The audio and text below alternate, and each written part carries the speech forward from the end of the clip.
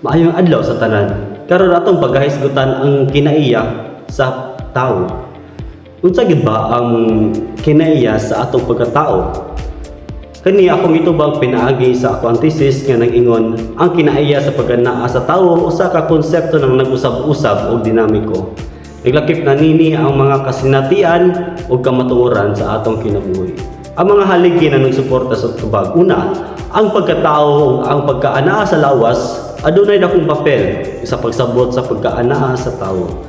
Ikaduha, ang sugilanon usa ka paagi sa pagsabot sa atong mga kasinatian ug nagbunga kini o pagbati sa pagpadayon nga nagdugtong sa niagi karon og umaabot.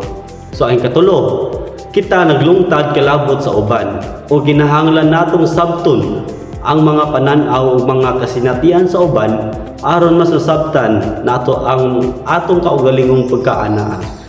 Mga pagsubak sa matag punto.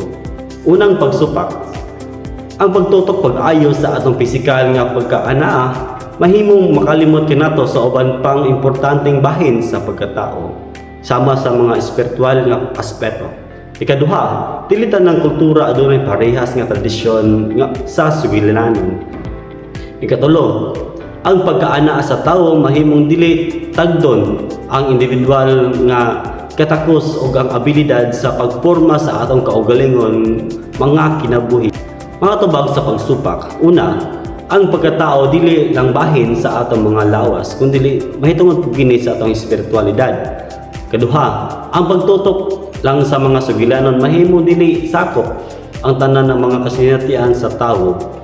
O ang ikatulo, mahimo kita sa atong kaugalingong mga desisyon o makahimo kita sa atong kaugalingong kahulugan sa kinabuhi.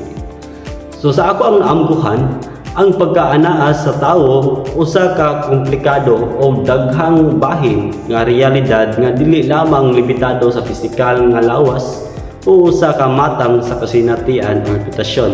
Kundi isa kini sa daghan pang mga bahin sa ato ang pagkatao.